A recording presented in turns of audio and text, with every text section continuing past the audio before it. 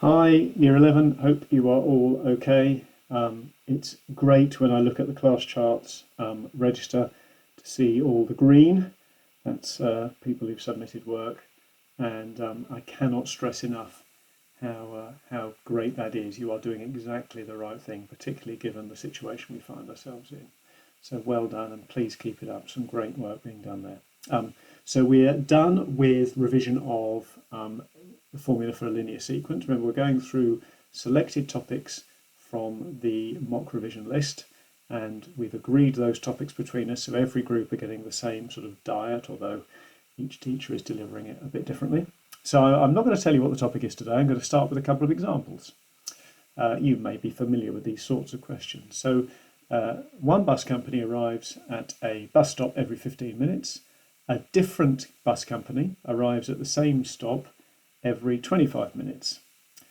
You get a bus arriving from both companies at 9 a.m. So they're both there, stacked at the bus stop. When will this next happen? So there's a couple of ways you could do this. You could either do it in terms of time. I do it in terms of minutes. So I say, okay, the first company, let's call, and the second company there, let's call 9 o'clock 0 minutes.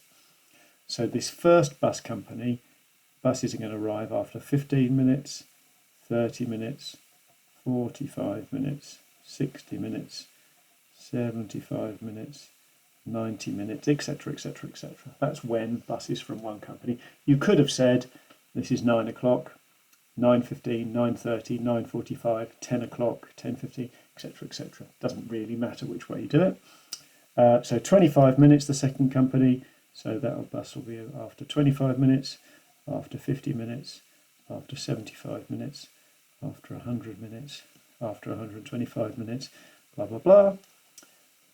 And I hope you can see what we do. We look for the same number in both lists, and that's 75. So we know we're going to get a bus from both companies again after 75 minutes. So 9 a.m.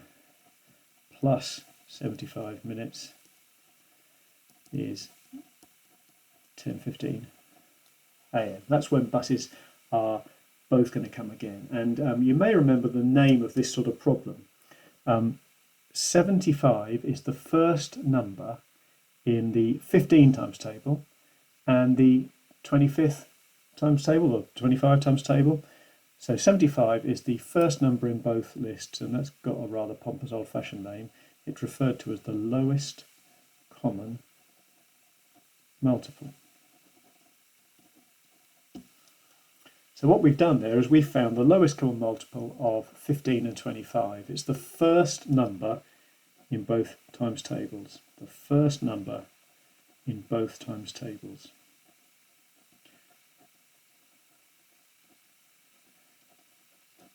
And it's abbreviated to LCM. Okay. Let me show you a similar but quite different sort of problem. These are less common, I have to say. So a teacher's got two classes and they want to do some group work with the two classes together, but they don't want to mix the classes. One class has got 30 students, the other has 42. I've never taught a class of 42. It must be horrific. So what's the largest possible group size? So in this question, we're saying we want to divide this class up into groups and this class up into groups, and we want the same size groups. What's the largest possible group size? Well, we could have groups of 2, couldn't we? We could have 15 groups of 2 here and 21 groups of 2 here, but is 2 the biggest group size? I hope that you can see it isn't. 6 is the biggest group size. And that's because 30 can be divided by 1, 2, 3, 6, 15, and 30. Those are the factors of 30, aren't they? And 42, well, you've got 1 and 42, 2 and 21, you've got 3 and 14, and you've got 6 and 7. So if we list the factors of 30 and the factors of 42, 6 is the biggest number in both lists. So the answer to that question is 6, and 6 is the biggest factor in both for both numbers, so it's referred to as the highest common factor.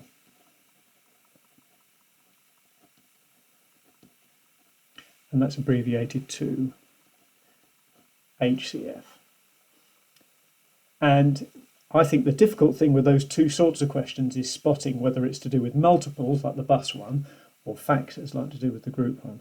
The actual sums involved aren't that complicated. Now, today's lesson is about HCF and LCM, but it's not about those sorts of problems. I want to look at harder examples of that, and what makes it hard is if you're dealing with bigger numbers.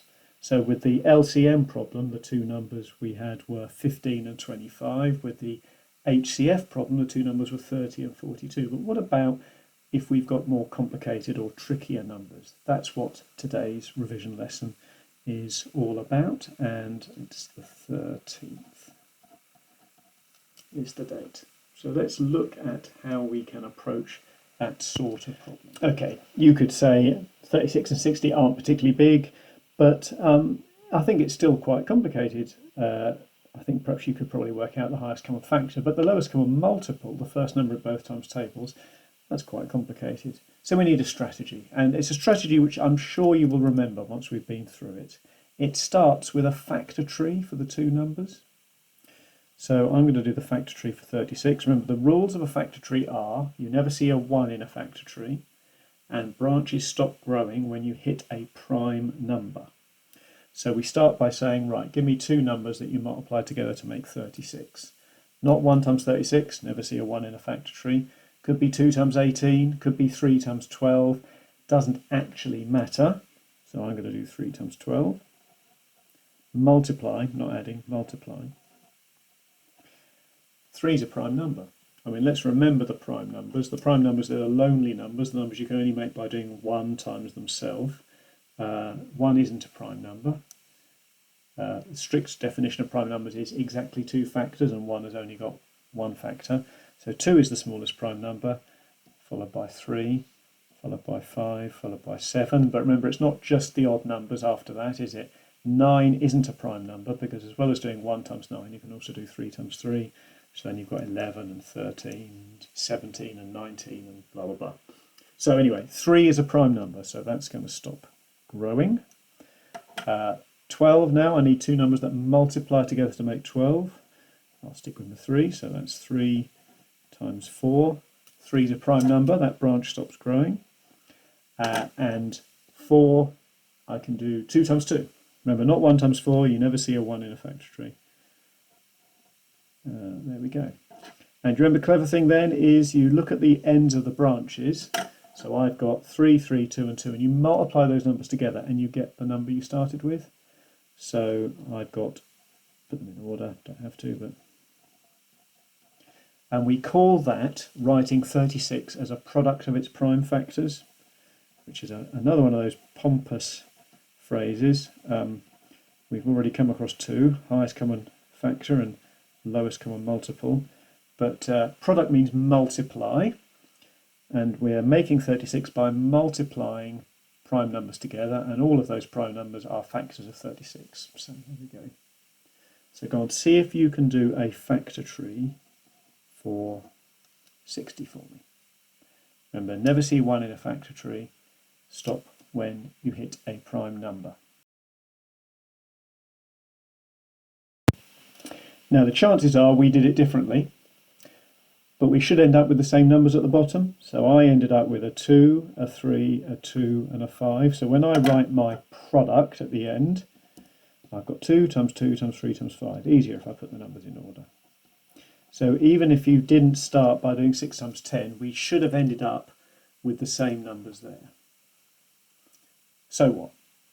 Don't forget the question. We want to know the highest common factor and the lowest common multiple of these two numbers. We want to know the biggest number they can both be divided by and the first number in both times tables. So what we do is this neat trick, which I'm hoping you'll remember, that involves a Venn diagram. Now I'm rubbish at drawing circles freehand, so there we go. So I'm going to call this my 36 circle, and I'm going to call this my 60 circle. Right, I'm going to look at my two products of prime factors, and I'm going to ask, what have they got in common? Well, look, they've both got a 2 in common, so I'm going to put a 2 in the overlap, and I'm going to cross that 2 out. There we go. Okay, next question. What have they got in common? Oh, they've got another 2. Okay, another 2. Cross that out. Okay, what have they got in common? Oh, they've got another 3. So 3 in the middle. Crossing it out in both places. What have they got in common? Well, they haven't got anything in common anymore. This one's got another 3, but this one doesn't. So I've got the things they've got in common. And notice I only wrote those once. I don't write them twice. They go in the middle. What else has 36 got? 36 has got a 3, so I put a 3 there. What else has 60 got? It's got a 5, so I put a 5 there. So if I just look at the 36 circle, I've got the right numbers. I've got 2 times 2 times 3 times 3, 2 times 2 times 3 times 3. I know I haven't put the multiplication signs, but we're multiplying those together. And 60, I've got 2 times 2 times 3 times 5, 2 times 2 times 3 times 5. Now, this is the neat thing. The highest common factor is what you get if you multiply the numbers in the overlap. We call it the intersection. If you multiply those numbers together, 2 times 2 times 3, which is 12. That's interesting. Did you look at that and think it might be 6? No, 12 is the biggest number you can multiply them both by. Lowest common multiple, a little bit trickier. To do the lowest common multiple, you multiply all of the numbers together. Now, you don't do that times that, because some of the numbers were in both lists. So what I do is, I do 3 times 2 times 2 times 3 times 5. So I've taken those 1, 2, 3, 4, 5 numbers and multiplied them together. And, you know, I'm not ashamed to admit that that's a bit too much for my head. So I'm going to multiply that on my calculator. I get 180. So 12 is the biggest number you can divide both of those by, and 180 is the first number in both times tables. So if that bus question had had one bus company coming every 36 minutes and one bus company coming every 60 minutes, then it would be 180 minutes between buses coming at the same time. Now I'm hoping that I've done that quite quickly, because I'm hoping that's revision of a topic you've done before rather than something completely new. Okay, here's the next one. And look what a nice guy I am. Look, I've done the hard one for you, done 96 for you. So that's 2 times 2 times 2 times 2 times 2 times 3. And some of you were saying, why don't you write it like that? Which is perfectly correct and perfectly okay. It's just ironically for the Venn diagram, it's easier if they're listed out the long way. Okay, could you do 60 for me? And then we'll come back and we'll draw the Venn diagram together. Pause now and have a go at that. Okay, we've done 60 in the previous example, so hopefully you were okay with that. And remember, you may well have done it differently, may not have started with 6 times 10, could have started with 2 times 30 or 3 times 20 or you know, any one of a number of ways, but we should have ended up with the same numbers at the bottom. Okay, so this is going to be quite busy, isn't it, this diagram? I don't know if I've done my circles big enough, but let's now find the LCF and LCM, lowest common multiple, and HCF. So I'm asking, what have they got in common? Well, they've both got 2 2s, so I'm going to write those in now. There we go, cross out 2 2s there and 2 2s there. I know we've got a lot more 2s here, but they only had 2s there. What about 3s? Yep, they both got a 3, so I'm going to write a 3 in the middle and cross out those 3s. Nothing else in common, so on the 96, in the 96 circle, I've got a remaining 2, 2, 2. And in the 60, I've got a remaining 5. I'm just going to do my little check again. So looking at just the 96, I've got 2 times 2 times 2 times 2 times 2 times 3. Bingo. And just looking at the 60, 2 times 2 times 3 times 5, bingo. Right. So remember, the overlap gives you the highest common factor, and that's 12 again. It's not always 12, just happens to be in the two examples we've done so far. LCM, right, so that's all of the numbers multiplied together, so that's 2 times 2 times 2 times 2 times 2 times 3 times 5. Just going to double check. I've got 1, 2, 3, 4, 5, 6, 7 numbers. 1, 2, 3, 4, 5, 6, 7 numbers. Yep, that's good. Okay, reaching for my calculator. So 2 times 2 times 2 times 2 times 2 times 3 times 5. I've typed it in wrong. I typed in times 35 times 3 times 5, 480. So 480 is the first number in the 60 and the 96 times table. I would have struggled to have got that by listing out the times table like we did in the very first example. The Venn diagram comes in very handy. Okay, here's another one. Now we've already done 96 as a factor tree, we don't need to do that again, so go on, do me a factor tree of 54, and this time see if you can finish it off. See if you can go all the way to the end and tell me the HCF and LCM drawing the Venn diagram. Have a go. Pause now.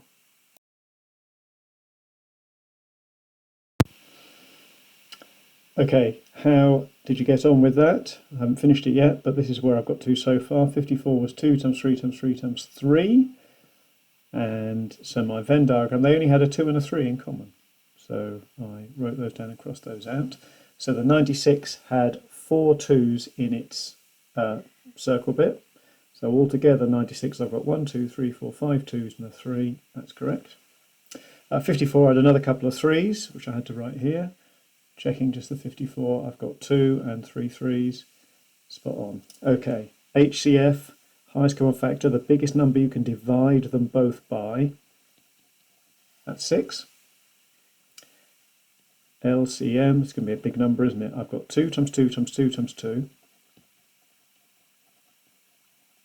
times 2 times 3 times 3 times 3. Okay, see if I can get it right this time. So I've got 2 times 2 times 2 times 2 times 2 times 3 times 3 times 3. 1, 2, 3, 4, 5 2's and 3 3's. 864. That's the first number in the 54 and the 96 times table. Brilliant. Okay, go on. Just one more for you to do on your own and to submit. I've chosen nice numbers. Okay, well I think we've already done 36 earlier in the lesson. 48's not too complicated. So factor tree, although you don't need to do the factor tree, you've already done it.